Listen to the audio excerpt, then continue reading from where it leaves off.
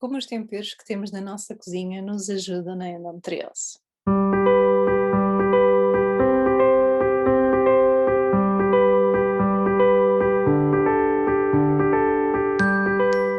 Então, quem diria que na tua cozinha podes ter um verdadeiro laboratório de condimentos e temperos que podem ser tão benéficos para a endometriose?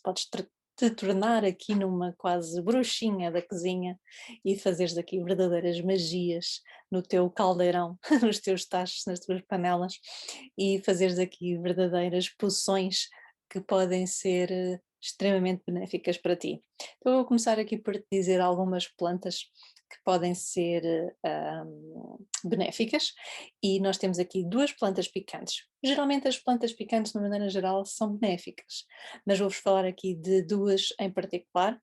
Primeiro, aqui o gengibre. Okay? O gengibre é aqui um tempero um bocadinho picante, é utilizado em muitas cozinhas e também já desde há muito tempo é utilizado como um medicamento natural para tratar vários problemas, ok? Porquê que ele é assim tão utilizado? Porque tem propriedades anti-inflamatórias que desde há muito tempo que já vem sim tendo a sua confirmação em muitos estudos e portanto o gengibre é aqui uma planta que podes usar bastante e podes usá-la em chás, na comida, das mais diversas maneiras. Outro tempero aqui que podemos utilizar bastante é o wasabi, ok? Aquele tempero japonês.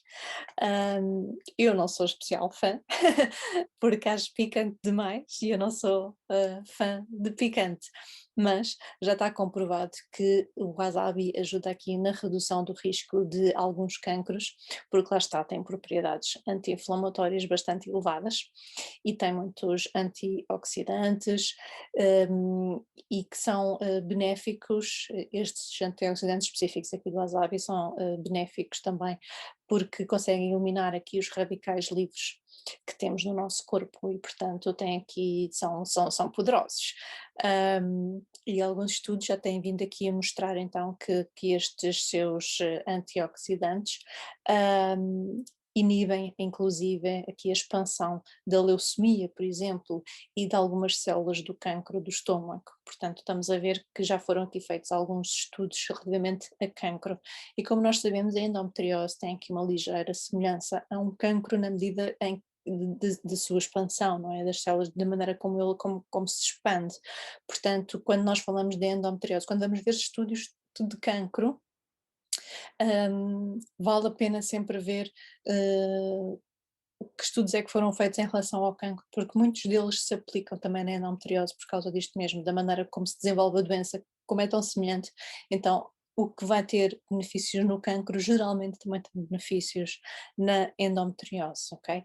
O que o wasabi ainda faz, ainda consegue promover aqui uma coisa que se chama apoptose, que é a morte celular dentro de 24 horas após o seu consumo. Portanto, ele consegue prevenir que exista aqui o crescimento de tumores, e isso é algo bastante benefício e consegue fazer isso sem danificar células saudáveis, portanto ele consegue ir atacar as células cancerígenas sem atacar as células saudáveis, sim. Depois temos aqui a curcuma que é aqui tão famosa como uma especiaria anti-inflamatória e realmente já está muito estudada e inclusive também já foi estudada aqui na endometriose especificamente, e já teve aqui a comprovação que de facto contribui para uma redução das aderências da endometriose e na proliferação das células endometriais, ok?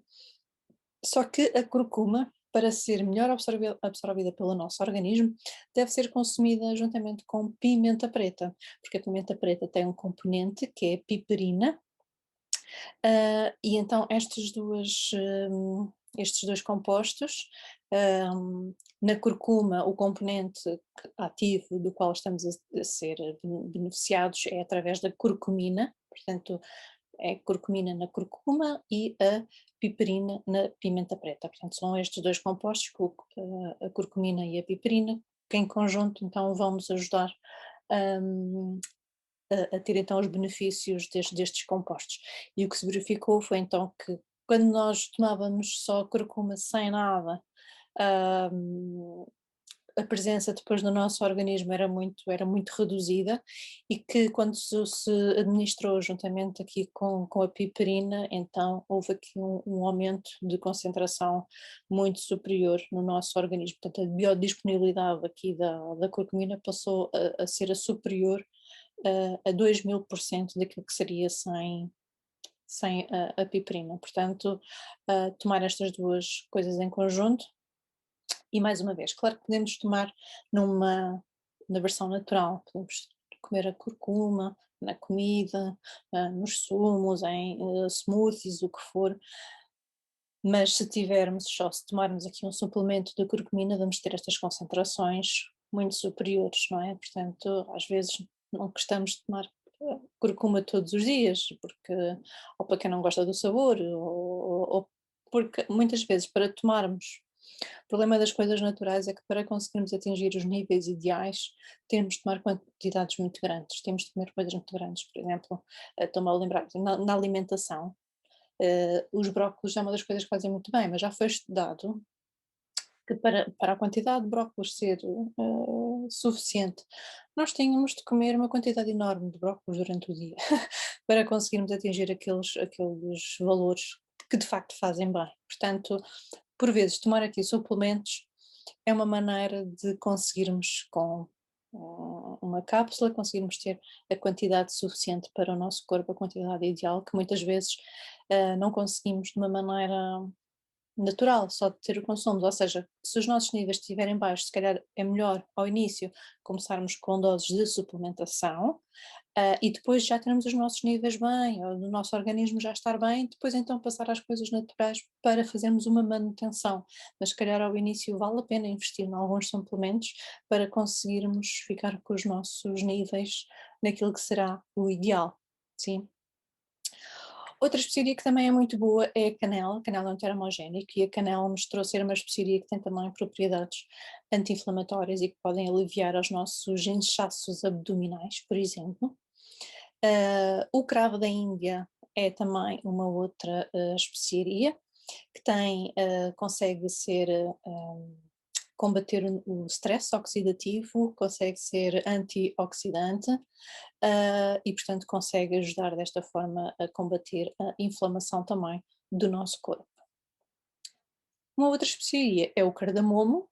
O cardamomo tem um sabor ligeiramente picante, é picante e doce ao mesmo tempo, e já se conseguiu comprovar que o cardamomo consegue aumentar esses efeitos antioxidantes do nosso corpo e consegue reduzir os marcadores inflamatórios. Mais temos o ginseng que também já começa a ser conhecido no nosso mercado, não é? É uma planta que vem da Ásia, e que é muito utilizado pelo Oriente. Existem dois tipos de ginseng, existe o asiático, que é um bocadinho mais revigorante, e depois existe o americano, que é um bocadinho mais relaxante, mas ambos têm propriedades anti-inflamatórias, e as suas raízes, por exemplo, podem ser utilizadas em chá, ok? Ou pode-se também utilizar em suplementos, mais uma vez. Depois temos a pimenta canhana. A pimenta canhana tem um composto que é chamado a capsaicina, que é eficaz no tratamento da dor.